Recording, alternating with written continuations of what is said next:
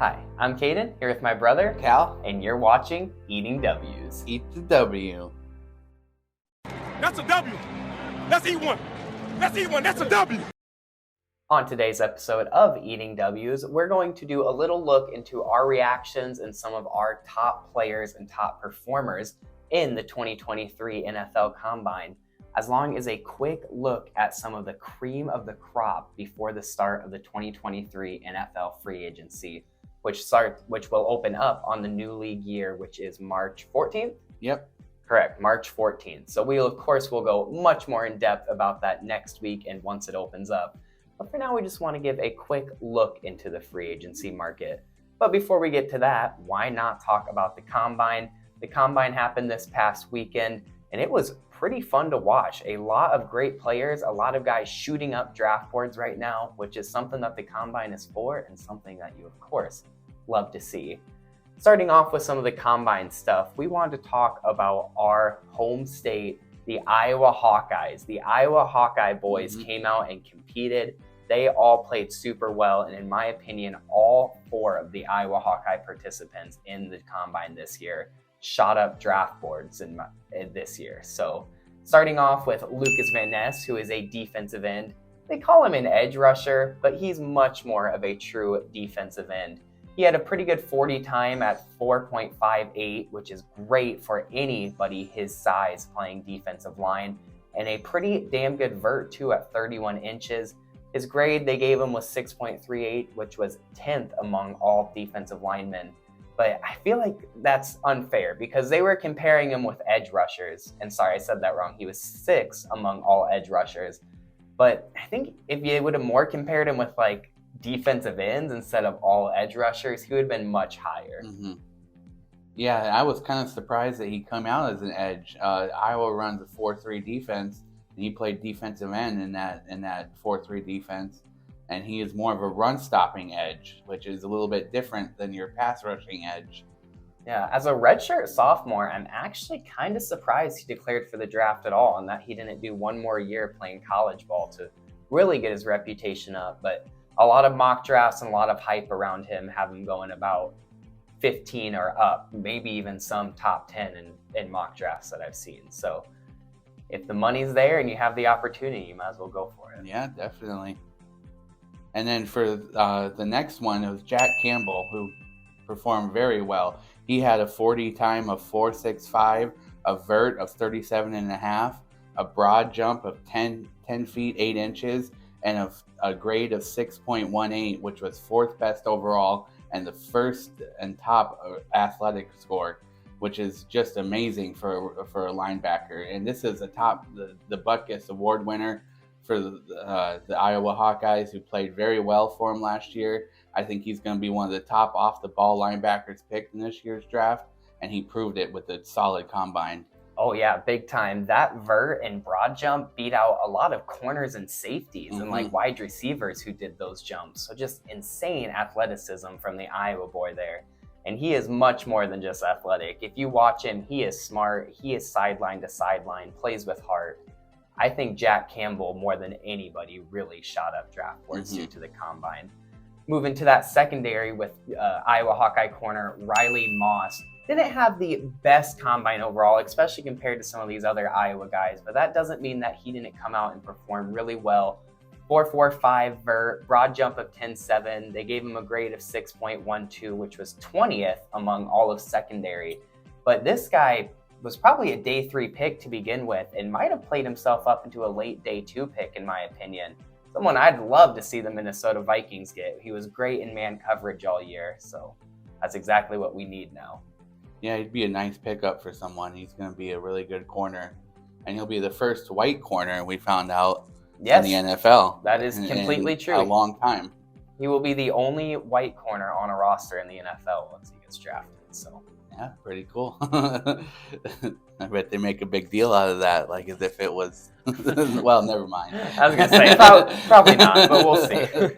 Moving on to the next Iowa prospect was Sam Laporta, the tight end, who performed very well also.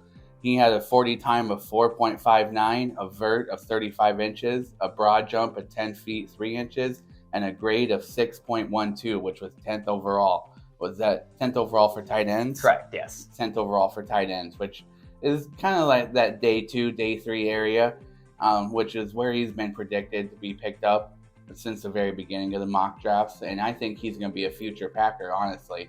I see the Packers going multiple tight ends in this draft, and I think that they will pick up Sam Laporta as one of their tight ends, and he will be a great pickup for them. He was very good at receiving and very good at blocking. He, obviously, coming from Iowa, you'll have to be a blocking tight end, so I would love to see the Packers pick him up. Yeah, something that's really hurting Laporta in this draft is the fact that, in my memory, this is one of the better tight end drafts we've had in a long time. There are multiple top tight ends: Dalton Kincaid out of Utah, Darnell Washington, who we're going to talk in a little bit about, out of Georgia, Michael Mayer out of Notre Dame. So it really hurts him that he's kind of getting pushed back by all that other tight end talent. This guy's going to be an absolute steal for somebody late day 2 into day 3. And I agree. I could very much see that team getting the steal being the Packers. So now moving on, I just want to talk about some of my draft crushes. These are guys who I maybe already liked going into the combine or saw their performance in the combine and really like them more now. But just wanted to touch on some of those early before we get into the mock drafts and looking at prospects in a deeper light. So starting off is Kentucky quarterback Will Levis. He's someone that I didn't really see much before the combine, but I thought he absolutely balled out at the combine. Had really good testing numbers for a quarterback. Definitely got overshadowed by Anthony Richardson having that insane combine for a quarterback. But nevertheless, Levis had some good numbers. And when you talk about his throwing stuff and when they do the throwing drills, I thought he had the best throws. I really did. Even if you want to compare him to like Stroud and Bryce Young and those real top passers. Well, if you look at his slant routes and especially his deep in routes and especially his deep out routes, I thought he far and away had the best throws. He was putting those things on ropes across the middle. A few other guys I wanted to touch on was Bijan Robinson, Texas running back. He was the first overall running backs performance-wise and 4th overall participant grade-wise at the combine. He's going to be an absolute beast for whoever gets him. And then also Darnell Washington at 6'7", 264 pounds. Just a massive human, had a 4.64 40, really good jumping stats, a 6.38, which was 4th among all tight ends, and a unbelievable one-handed catch that left the entire building there in Indianapolis absolutely speechless. So that was awesome to see. And then finally, my true draft crush from the beginning of the season, or beginning of the prospect hype, the draft hype, has been Joey Porter Jr., the cornerback out of Penn State and son of former Steelers linebacker Joey Porter. I want this guy to be a future Minnesota Viking so bad. I think that the Vikings would have to jump up in the draft to get him, but I think it would be worth it. He ran a 4.46 40 with a 35 vertical and a 10-foot 9-inch broad jump, which is crazy good. He had a final grade of 6.43, which was 4th among all cornerbacks and safeties. I just really like this guy, not because of those stats and the tangible stuff, but the intangible stuff. He is amazing in press coverage and man coverage in general.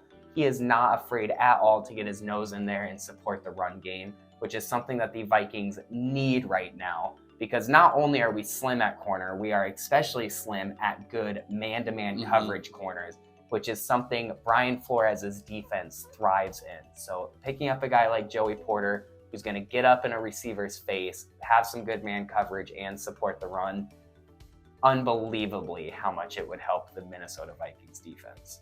Yeah, Joey Porter, that's like a linebacker playing corner. It really is. It's crazy. Yeah, he's a big physical corner. He's going to be a good one. And one guy I really liked that I noticed during the combine was Alabama running back Jahmyr Gibbs, who's the top receiving running back. He had a 40 time of 4.36, a vertical of 33.5 inches. He didn't do the broad jump, but he did have a final grade of 6.37, which was 2nd among all running backs, obviously behind Bijan Robinson. But Bijan Robinson has been more of that all-around running back, whereas Jahmyr Gibbs is more of that pure just receiving running back like Nyheim Hines. And I think he's going to be a really good one for some lucky team that gets him as their receiving running back. Yeah, definitely. And a really nice thing about Gibbs is there's a chance he goes round 1, but there is a much better chance that he goes mid to late round 2, in my opinion. So he's really going to be a steal for somebody eventually. Now, moving on past the combine and looking at those prospects, we're going to look at some current NFL prospects and jump over to the free agency market and talk about some of our favorite guys there. I'm going to start off, which we're just going to kind of mention them as a quick preview style, but I'm going to start off with current Chiefs tackle Orlando Brown Jr. He's only 26 years old, and he's already one of the better tackles in the NFL, in my opinion. Really good run blocker, but solid all around in the pass game too. So he's going to be a really good new tackle for a team here, unless the Chiefs snag him back up. And it's not often that a franchise left tackle hits the free agency market, so he's going to be a big target for someone. And then moving on to my guy I want to look at is Robert Woods, wide receiver formerly of the Tennessee Titans. And I think this is going to be a veteran pickup for someone that's very good. He's had a solid career.